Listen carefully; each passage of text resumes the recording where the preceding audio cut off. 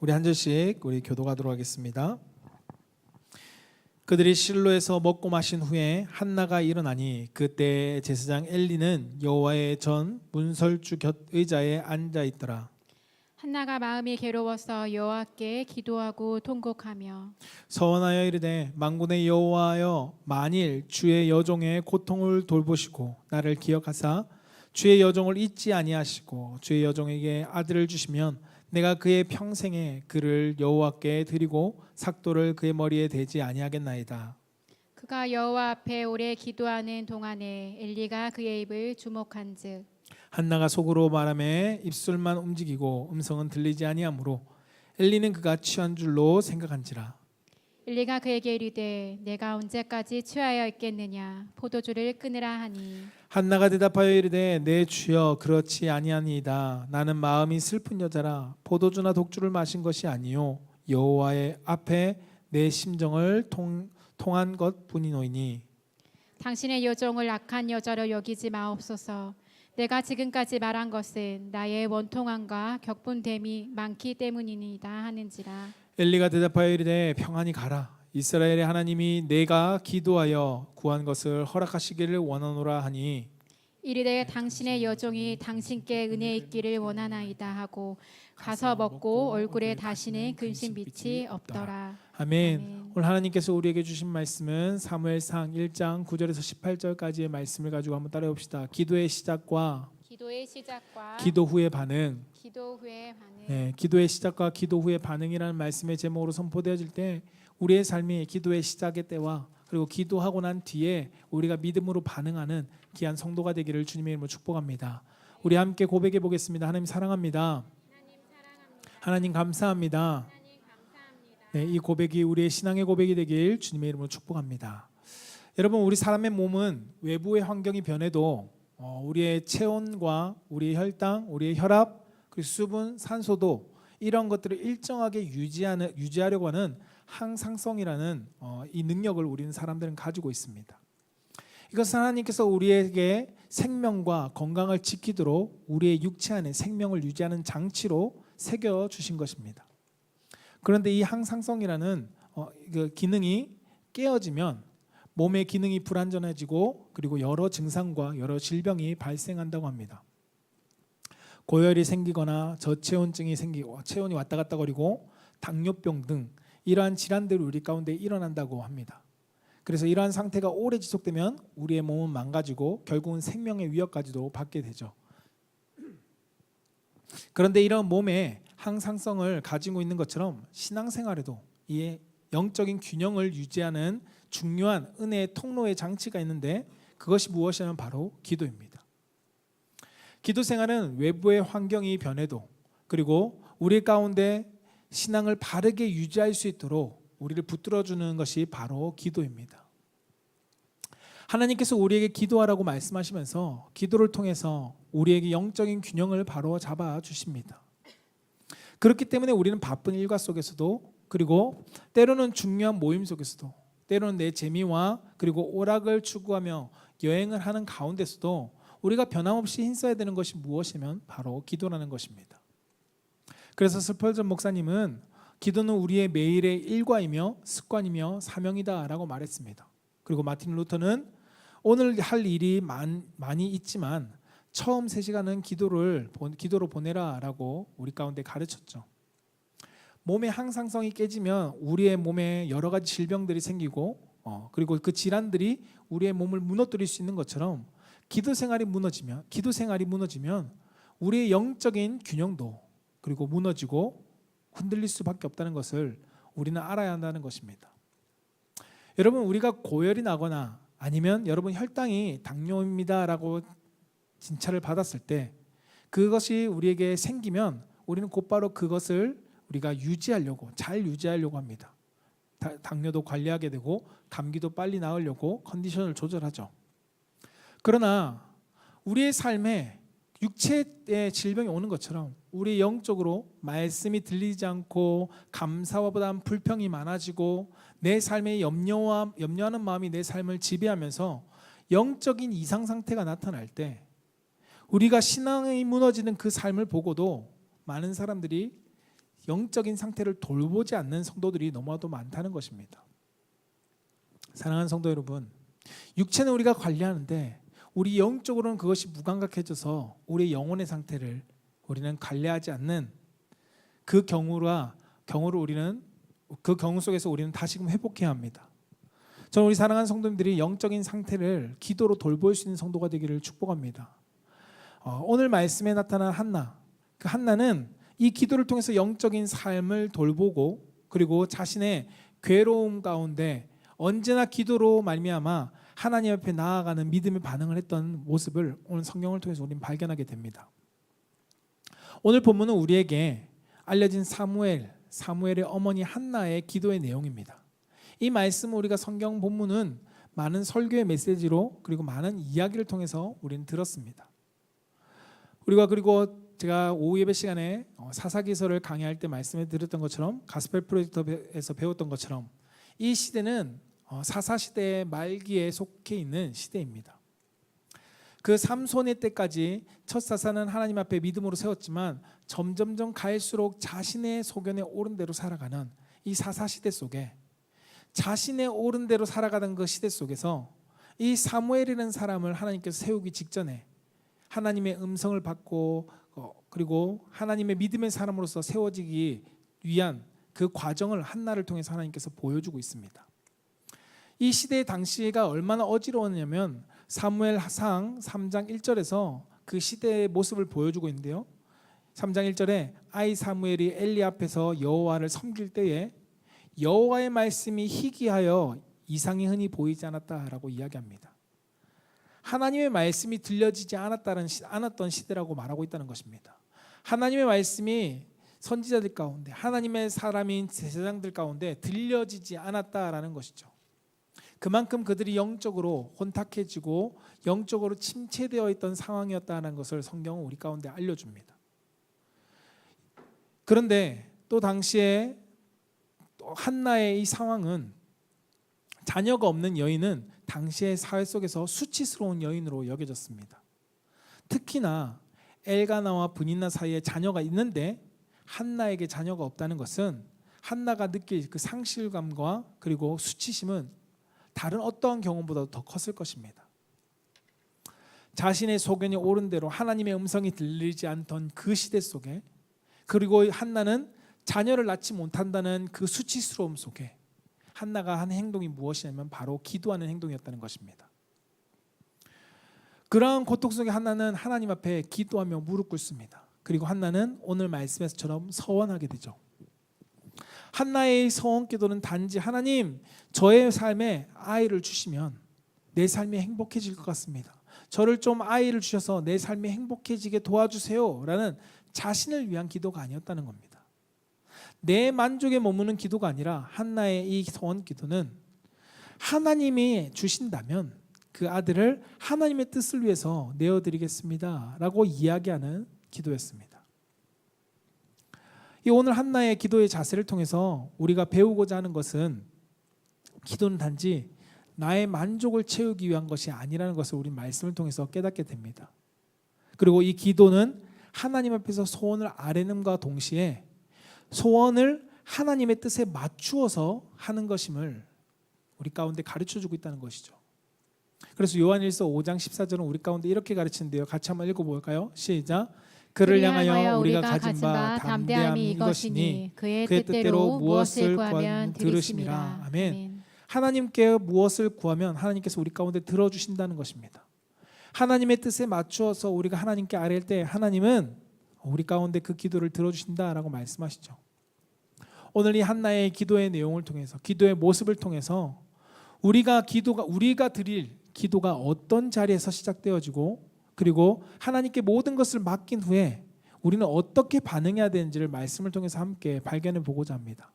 그 첫 번째는 무엇이냐면 한번 따라해 봅시다. 괴로움 속에서 기도하는 사람은 소망을 바라봅니다.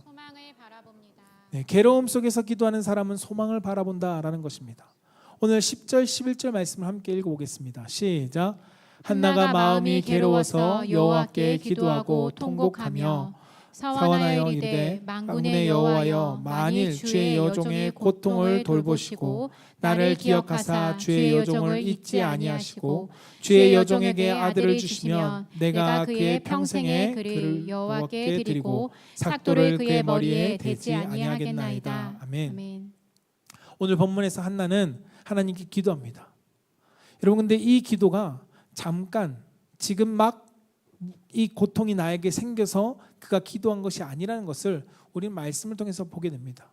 오늘 읽지는 못했지만 오늘 본 말씀 앞에 7절에는 한나가 하나님께 올라갈 때마다, 매년 올라갈 때마다 하나님께 이 기도를 드렸습니다. 특히나 그 당시에 예루살렘에 올라가서, 그 당시에는 예루살렘이 아니라 성막이 있는 그곳으로 올라갈 때 하나님의 매년 절기마다 올라갈 때마다 브닛나와 함께 올라가야 되는데, 올라갈 때마다 브닛나는 한나를 향하여 격분을 일으키게 만들었다는 겁니다. 너 자녀 없지? 나는 자녀가 있는데 하면서 그 격분을 일으키는 사건들이 발생할 때마다 한나의 마음 가운데 괴로움은 더욱더 커져갔던 것이죠. 우리가 방금 보았던 1장 7절 말씀에서도 한나는 오랜 기간의 아픔을 가지고 있었습니다. 자녀가 없다는 것은 그 사회의 여성들에게 앞서 말씀드린 것처럼 수치스러운 일입니다. 단순히 수치스러운 것이 아니라 사람들에게 의해서 저 사람이 자녀가 없어, 대를 이을 수 있는, 믿음의 축복을 이을 수 있는 역할을 감당하지 못하는 사람이야 라는 그 수치심과 부끄러움, 그리고 그 괴로움은 한나에게 이루 말할 수 없었다는 것이죠. 그런데 중요한 것은 이 괴로움이 한나에게 기도할 이유가 되었다는 겁니다. 이 괴로움이 한나가 하나님께 기도할 이유거리가 되었고 하나님께 나아가는 그 이유가 되었던 것을 오늘 성경은 말씀하고 있습니다. 여러분, 세상 속에서는 두 부류입니다. 괴로울 때 하나님을 떠나는 사람이 있는가 하면 괴로울 때 하나님께 나아가는 사람이 있습니다. 오늘 한나는 괴로울 때 하나님께 나아가는 사람이었습니다. 오히려 이 괴로움이 하나님과의 관계 속에 장애물이 되지 않았고 오히려 기도의 자리에 나아갈 수 있도록 인도하는 통로가 되었다는 것을 오늘 성경은 우리 가운데 알려주고 있는 것이죠. 여러분, 우리가 인생을 살아가다 보면 동일한 일인데, 두 사람에게 똑같은 일인데 어떤 사람에게는 이것이 복이 되고 어떤 사람에게 이것이 저주가 되는, 그게 화가 되는 우리가 일들을 보게 됩니다. 예를 들면 어떤 사람에게 재물, 갑자기 큰 돈이 생겼는데 어떤 사람에게는 이 재물이 다른 사람들과 행복을 나눌 수 있는 복이 되기도 하지만, 또 어떤 사람에게는 이 재물이 탐욕에 사로잡혀서 자신을 무너뜨리는 화가 된다는 것을 우리는 볼 수 있습니다. 또한 어떤 사람에게는 편안한 삶이 그 사람의 삶의 질을 높여주고, 그래서 그 사람의 삶을 윤택하게 해주고 무엇인가 활발하게 일할 수 있는 복이 되지만, 어떤 사람에게는 편안함이 그 사람을 나태하게 만드는 걸림돌이 된다는 것을 우리는 우리의 삶 주위에 통해서 보아서 알 수 있죠. 그것처럼 고난도 마찬가지라는 겁니다. 고난이 어떤 사람에게는 하나님을 찾게 하는, 기도하게 되는 복의 통로가 되지만, 어떤 사람에게는 고난이 하나님을 떠나게 되어버리는 화가 되고 저주가 된다는 것을 우리는 볼 수 있다는 것이죠. 야고보서 5장 13절은 우리에게 이렇게 말씀하는데요. 같이 한번 읽어볼까요? 시작. 너희 중에 고난당하는 자가 있느냐? 그는 기도할 것이요. 즐거워하는 자가 있느냐? 그는 찬송할지니라. 시편 119편 71편도 함께 보겠습니다. 시작. 고난당하는 것이 내게 유익이라. 이로 말미암아 내가 주의 율례를 배우게 되었나이다. 아멘. 여러분, 고난당한 자에게 기도하라고 야고보서는 말씀하고 시편 115편은 고난이 내게 유익이라라고 말씀합니다. 여러분, 성경에서 말하는 우리 삶의 고난은 저주가 아니라는 것입니다. 한나처럼 괴로울 때 하나님을 찾게 하는 기회로 삼으라라고 성경은 우리 가운데 말씀합니다. 분명 고난 그 자체는 여러분 축복이 아닙니다. 고난을 축복이라고 볼 수 없습니다. 고난은 고난입니다. 우리 가운데 아픔이고 힘든 일입니다. 그러나 그 고난 가운데서 우리가 당하는 괴로움이 우리를 하나님께로 인도하는 통로가 되게 하고, 그리고 하나님 앞에 기도하게 하는, 무릎 꿇게 하는 힘이 되고 원동력이 될 수 있다는 것을 오늘 한나의 모습을 통해서 우리 가운데 가르쳐주고 있다는 것이죠.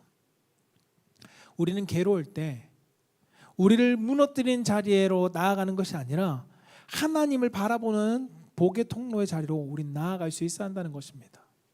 그래서 한나의 이 기도를 통해서 우리가 발견할 수 있는 것은 오늘 사무엘상 1장 11절에서 함께 볼 수 있는데 같이 한번 읽어볼까요? 시작. 서원하여 이르되 만군의 여호와여 만일 주의 여종의 고통을 돌보시고 나를 기억하사 주의 여종을 잊지 아니하시고 주의 여종에게 아들을 주시면 내가 그의 평생에 그를 여호와께 드리고 삭도를 그의 머리에 대지 않겠나이다. 아멘.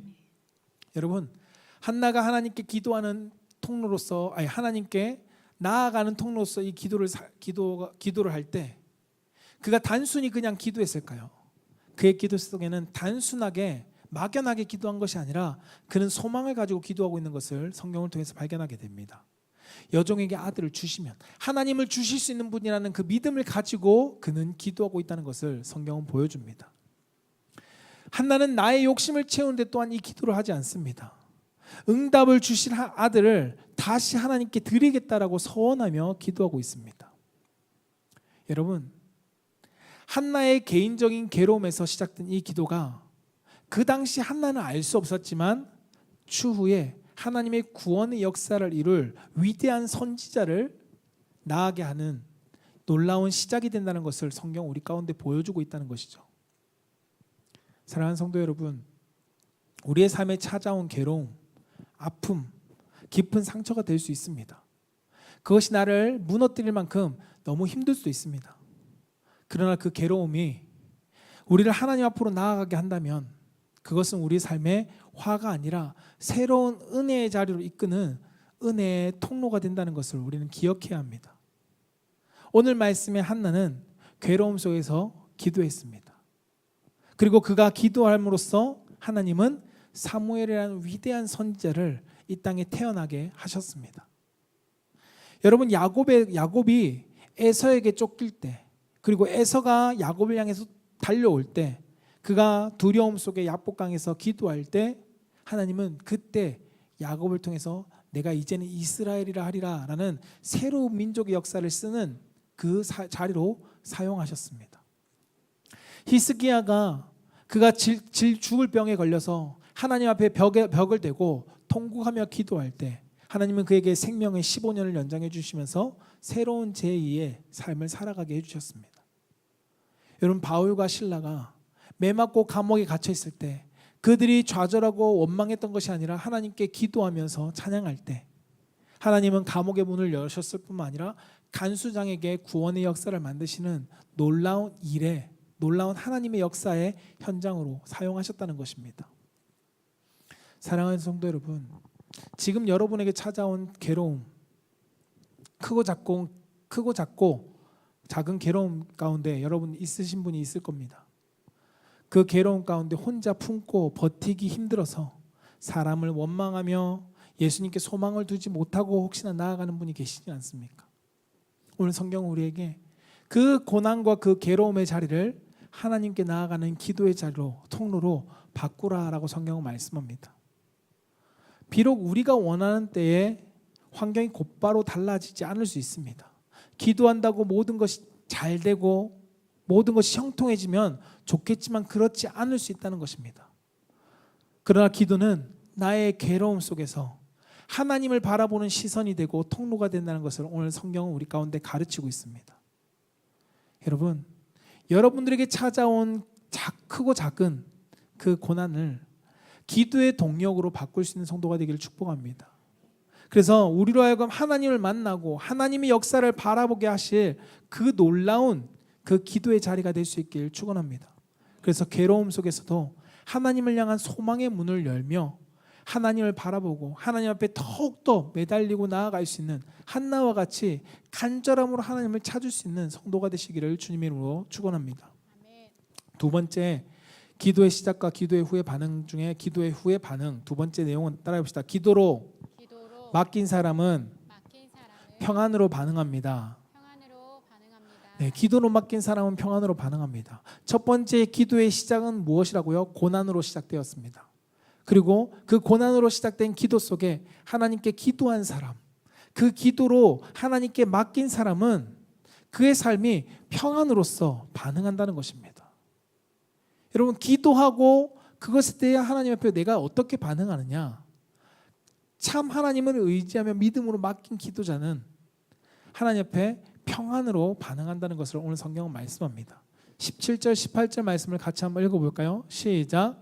엘리가 대답하여 이르되 평안히 가라. 이스라엘의 하나님이 내가 기도하여 구한 것을 허락하시기를 원하노라 하니 이르되 당신의 여종이 당신께 은혜 있기를 원하나이다 하고 가서 먹고 얼굴에 다시는 근심 빚지 없더라. 아멘. 오늘 말씀에 엘리가 한나의 기도하는 모습을 보고 너 왜 이리 술 취했냐? 야, 술 좀 끊어라 라고 이야기했습니다. 왜 이렇게 이야기하면 아까 앞절에 보면 9절에 가족들이 제사를 드리고 제사를 드린 것을 함께 화목제물은 같이 먹는데 거기서 술을 많이 먹고 기도하러 온 줄 알고 엘리가 그렇게 꾸중했습니다. 한나는 엘리의 이 말에 자신이 술 취한 것이 아니라 하나님께 나의 괴로움을 원통하는 마음으로 하나님 앞에 내 심정을 쏟아놓고 있었습니다 라고 이야기하죠. 한나의 설명을 들은 엘리 제사장은 이제 이 한나를 위해서 축복의 기도를 해줍니다. 하나님, 평안히 가라. 이스라엘 하나님께서 내 기도의 구원을 허락하시기를 원한다 라고 말하며 축복을 선포해 줍니다. 여기서 우리가 오해하지 말아야 될 것은 엘리가 축복한다고 해서 무조건 축복이 이루어지고 그것이 응답되는 것은 아닙니다. 엘리는 제사장적으로 하나님의 백성의 편에서 하나님께 이 축복의 메시지를 전달하는 자의 역할을 감당했을 뿐입니다. 그러면서 하나님께서 한나의 기도에 응답하셨다는 확정적인 선언이 아니라 하나님께서 너에게 기도에 이루어 주실 거다라고 그는 축복의 말을 선포한 것이죠. 엘리는 한나의 간절한 기도 후에 그가 하나님께서 이 기도를 응답해 주시기를 원합니다라고 기도하는 마음으로 그를 축복해 줬습니다. 그런데 한나는 이 기도에 마음을 쏟은 뒤이기 때문에 엘리를 통해서 하나님께서 전해주는 축복의 말을 그는 믿음으로 받았습니다. 이것을 믿음의 말로 받고 하나님께서 내 삶 가운데 하나님께서 내 기도를 들어주셨어라고 믿음으로 받고 그는 기쁜 마음으로 돌아갔습니다. 분명히 우리는 알아야 될 것은 기도했다고 해서 내가 원하는 때에 내가 한 기도가 100% 응답된다고 우리는 생각하면 안 됩니다. 내가 원하는 방법대로 응답되지 않을 수 있습니다. 오히려 그것은 자기 확신을 가지는 것입니다. 하나님은 내 스스로가 확신을 가지는 것을 원하지 않습니다. 왜냐하면 내 스스로가 확신을 가지면 자기 확신은 자기를 신뢰하게 만들기 때문입니다. 하나님께서 나의 사정을 아시고 나의 기도를 들으시고 그 결과를 하나님께 맡기는 기도를 올려드렸다면 우리가 해야 될 것은 무엇일까요? 자기 확신이 아니라 하나님을 신뢰함으로 나아가야 한다는 것입니다. 그 신뢰함의 행동이 무엇이냐면 평안함으로 나아가는 것이죠. 오늘 우리가 한나의 모습을 통해서 배울 수 있는 것은 무엇이냐면 우리의 기도가 자기 확신이나 사람의 위로와 격려에 머물러서는 안 된다는 것입니다. 많은 사람들은 이렇게 이야기합니다. 하나님 기도했으니까 하나님께서 응답해 주시겠지. 응답하실 거야 라고 내 스스로가 확신을 가집니다. 하나님은 응답하실 것입니다. 그런데 내 스스로가 곧 응답하실 거야 라고 하면서 자기 확신 속에 나아가면 얼마 지나지 않아 우리는 실망할 수밖에 없습니다. 사람이 나의 기도에 대해서 만약에 오늘 한나가 엘리 제사장의 축복의 기도를 응답으로 여겼다면, 사람의 위로나 격려의 응답으로 여겼다면 우리는 그것이 이루어지지 않을 때 실망할 수밖에 없게 될 것입니다. 그러나 한나는 그것을 자기 확신이거나 사람의 위로도 받지 않았다는 것입니다. 한나가 평안함으로 나아갈 수 있었던 것은 하나님께 맡겼기 때문에 그는 평안히 내려갈 수 있었던 것입니다. 한나가 기도하고 일어났을 때 아직 기도는 이루어지지 않았습니다. 여전히 한나에게는 자녀가 없었습니다. 환경이 달라지지 않았고 아직 한나에게는 아들이라는 것이 생기지 않았다는 것입니다. 그러나 그가 근심을 내려놓을 수 있었던 것, 그가 근심하지 않을 수 있었던 것, 그것은 무엇이냐면 하나님께 나의 모든 심정을 쏟아 놓았고 나의 괴로움을 하나님께 맡겼고 이제는 하나님께서 책임져 주실 거야 라는 신뢰함을 가지고 그는 내려갔기 때문에 평안하게 내려갈 수 있었다는 것입니다. 한나에게 평안을 준 것은 무엇일까요? 내가 기도했으니까 이제는 이루어지겠지라는 자기 확신도 아니고 엘리가 너가 이루어질 거다 들으셨다라는 그 축복의 말도 아니었습니다. 한나는 엘리의 축복의 말을 받아들였지만 그가 믿은 것은 무엇이냐면 하나님을 믿었다는 것입니다. 하나님을 신뢰했고 하나님께서 내 기도를 귀 기울여 들으셨다는 것을 그는 신뢰했다는 것이죠. 이제는 하나님께 맡겼으니까 하나님께서 이 일을 진행해 가실 거야 라는 신뢰함 속에 그는 평안히 돌아갈 수 있었던 것입니다. 빌립보서 4장 6절에서 7절 말씀은 우리에게 이렇게 말씀하는데요. 같이 한번 읽어볼까요? 시작. 아무것도 염려하지 말고 오직 모든 일에 기도와 간구로 너희 구할 것을 감사함으로 아뢰라. 하나님께 아뢰라. 그리하면 모든 지각에 뛰어난 하나님의 평강이 그리스도 예수 안에서 너희 마음과 생각을 지키시리라. 아멘. 오늘 말씀하자 아무것도 염려하지 말라고. 여러분 염려하지 않을 수 있는 힘은 어디서 나올까요? 하나님을 신뢰할 때 나옵니다. 모든 일에 기도와 간구로 너희 구할 것을 감사함으로 하나님께 아뢰라. 그러면 모든 지각이 뛰어난 하나님께서 너희 가운데 평강이 너희 마음 가운데 생길 것이다 라고 말씀하고 있죠. 여러분 그런데 우리의 기도는 어떤가요? 분명 괴로운 일이 있을 때 우리는 기도의 자리에 나오시는 분이 더 많을 겁니다. 나와서 하나님께 나의 사정을 다 아뢰입니다. 하나님 나의 원수들이 이렇습니다. 나의 가정적인 형편이 이렇습니다.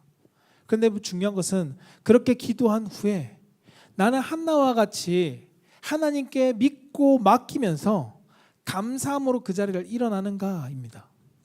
여러분 어떠신가요? 내가 기도하고 난 다음에 하나님께 맡겼어. 이제는 나의 근심을 다 없애버리고 감사함으로 하나님께 일어나서 돌아가십니까?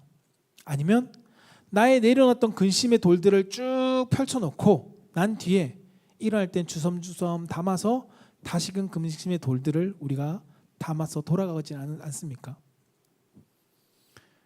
우리에게 여러 가지 괴로운 문제들이 있으실 겁니다.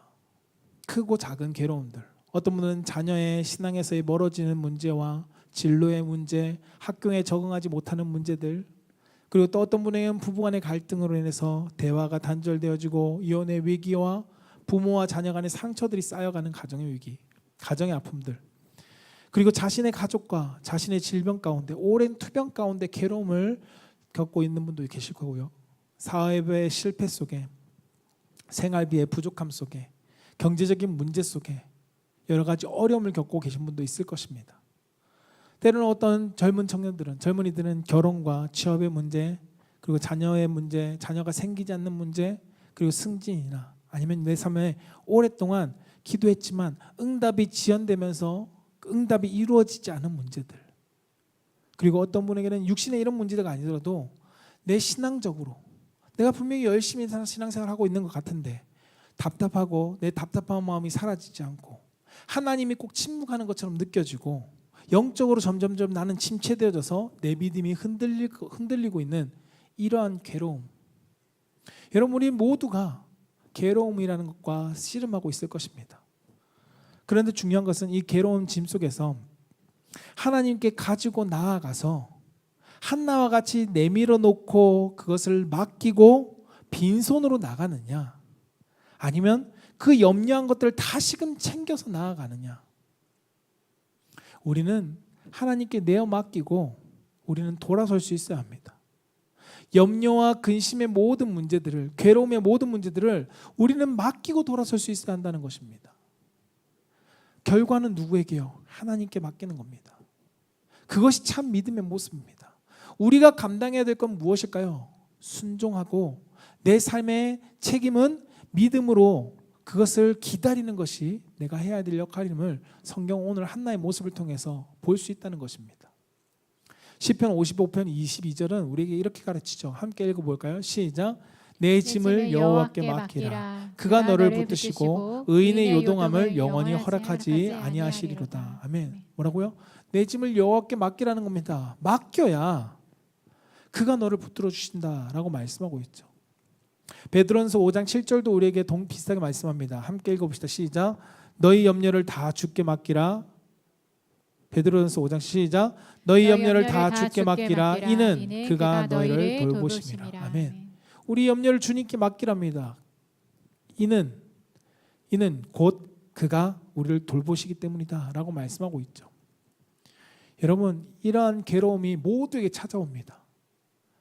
다 거론할 수 없지만 여러분들의 인생 속에, 우리의 인생 속에 크고 작은 괴로움은 항상 우리의 삶에 존재합니다. 근데 그 괴로움을 우리는 어떻게 해야 하느냐? 하나님께 맡기라라고 성경은 말씀합니다. 여러분, 똑같은 문제로 근심이 다시 찾아올 때도 있습니다. 분명히 나는 하나님께 맡기고 내려와서 근심 없이 평안함으로 살아가는데 또 어느 순간이 되었을 때 내 삶에 근심이라는 것이 다시금 찾아올 때도 있습니다. 그러면 우리는 이렇게 생각하죠. 나는 믿음이 없어서 제대로 맡기지 못한 건가? 라고 생각하기도 합니다. 그런데 그렇게 생각할 필요가 없습니다. 왜냐하면 하나님의 언약의 나의 연약함 때문에 문제와 염려가 찾아올 수 있지만 하나님께 어제에 맡긴 문제는 억지의 일이고 오늘에 나에게 찾아온 근심의 문제는 오늘의 나의 새로운 근심이기 때문에 그것을 놓고 또 다시금 우리가 하나님께 맡기면 되는 것입니다. 나의 믿음이 없어서 나는 기도해도 안 되나 봐 라고 좌절할 것이 아니라 오늘의 문제를 가지고 또 하나님께 맡기러 가는 것이죠. 어제의 근심은 어제 맡겼고 내가 다시 근심 없이 하나님의 기쁨으로 내려왔는데 또 나에게 새로운 근심이 찾아왔다면 다시금 새로운 근심을 가지고 하나님께 맡기는 것, 이것이 믿음의 삶의 모습이라는 것입니다. 한나는 매년마다, 매일 집에서도 기도했겠지만 매년마다 올라가면서 그것을 놓고 기도했습니다. 성경은 자세하게 표현하고 있지 않지만 한나의 매년 올라갈 때마다 그 근심의 기도가 있었을 것입니다. 그때마다 오늘의 말씀처럼 한나는 다시금 믿고 맡김으로 기쁜 모습으로 내려왔겠죠. 또 자기에게 찾아온 근심을 놓고 또 하나님께 근심을 가지고 올라가서 기도했을 것입니다. 우리가 해야 될 것은 무엇이냐면 나는 안 되나 봐가 아니라 나에게 찾아온 오늘의 근심을 가지고 하나님께 맡기는 것입니다. 하나님께 맡길 때 하나님께 가지고 나아가는 우리의 믿음의 삶을 보시면서 하나님께서 내 삶에 평안을 선물로 주실 것입니다. 중요한 것은 괴로움과 근심을 맡길 때 하나님은 그 맡긴 자에게 평안이라는 선물을 베풀어 주신다는 것입니다. 이 평안은 모든 문제가 해결되어서 얻는 평안이 아닙니다. 환경이 나아졌기 때문에 얻는 평안이 아니라는 것입니다. 하나님께서 나를 돌보시고 나의 마음을 지켜주신다는 믿음에서 오는 평안입니다. 저는 우리 사랑하는 성도님들이 날마다 기도할 때마다 내 삶에 베풀으신 하나님의 평안을 누리는 성도가 될 수 있길 축복합니다. 그래서 기도와 염려로 모든 것을 맡기며 하나님께서 내 삶에 날마다 베풀으시는, 새롭게 베풀으시는 놀라운 평안을 누리며 살아갈 수 있는 성도가 되시기를 주님의 이름으로 축복합니다. 말씀을 정리하고자 합니다. 사랑하는 성도 여러분, 우리의 인생 가운데 괴로움이 없는 사람은 단 한 사람도 없습니다. 인생은 항상 괴롭습니다. 그래서 욥기서 14장 11절에 쉬운 성경에 이렇게 말씀하는데요. 여인에게서 난 사람의 수명은 짧고 괴로움으로 가득하다라고 말합니다. 여러분, 우리의 인생은 짧지만 그 삶에 괴로움은 너무도 많습니다. 그것이 우리의 인생입니다. 괴로움은 특히나 불행한 사람에게 찾아오는 것이 아닙니다. 모든 인생에게 괴로움은 찾아옵니다. 요한복음 16장 33절은 우리에게 이렇게 말씀하는데 같이 한번 읽어볼까요? 시작. 이것을 너희에게 이르는 것은 너희로 내 안에서 평안을 누리게 하려 함이라. 세상에서는 너희가 환난을 당하나 담대하라. 내가 세상을 이기었노라. 아멘. 여러분, 세상에서 너희가 환난을 당한다라고 예수님께서도 말씀하십니다. 우리의 인생에 항상 평안함만 있는 것은 아닙니다. 저도 항상 평안했으면 좋겠지만 우리에겐 모두가 괴로운 일들이 찾아오죠. 때로는 엄청 큰 곳으로 찾아오고 때로는 작지만 소소하지만 그것이 나에게 가시와 같은 아픔의 괴로움이 되기도 합니다. 그런데 예수님께서 믿음으로 살아가는 성도들에게 세상의 환난이 찾아올 때 주님 안에서 평안을 누릴 수 있다라고 성경은 말씀합니다. 주님 안에서 평안을 누릴 수 있는 것이 우리에게 주신 은혜요 축복입니다. 괴로움의 모습은 다 다릅니다. 이 사람의 괴로움이 저 사람에게는 기쁨이 될 수도 있지만 그러나 각자의 괴로움은 다 다르다는 겁니다. 중요한 것은 누구나 삶의 자리 가운데 괴로운 인생을 살아간다는 것이죠. 근데 나는 어떻게 반응하느냐? 그 괴로움에 여러분 어떻게 반응하고 계십니까? 하나님께 무릎 꿇는 자리로 나아가는 통로로 사용하십니까? 한나처럼 괴로움 앞에 하나님께로 나아가야 합니다. 여러분, 우리가 나아감의 시작이 무엇이냐면 기도입니다. 기도는 하나님께 괴로움을 가지고 나아가는 자리의 시작이라는 것입니다.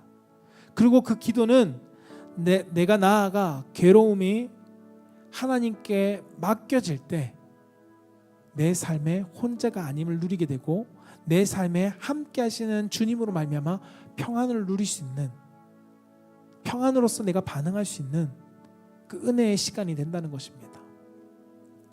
사랑하는 성도 여러분, 우리에게 찾아온 괴로움, 어떤 분에게는 자녀가 괴로울 수도 있고, 어떤 분에게는 배우자가 아픔이 될 수 있고, 어떤 분에게는 가정이, 어떤 분에게는 사업장이, 어떤 분에게는 건강의 문제의 괴로움을 품고 계신 분이 있을 것입니다. 근데 그때 우리는 근심하며 낙심하고 있는가? 아니면 괴로움 속에서도 주님을 기도하며 바라보며 소망을 가지고 나아가고 있는가? 저는 우리 사랑하는 성도님 삶에 괴로울 때 주님의 얼굴을 보라, 평화의 주님 바라보아라 라는 이 찬양의 가사처럼 주님께서 날마다 내 삶 가운데 평안을 주시는 그 주님을, 괴로움을 보는 것이 아니라 그 주님을 바라보며 주님께 더 가까이 나아갈 수 있는 귀한 믿음의 성도가 되기를 주님의 이름으로 축복합니다.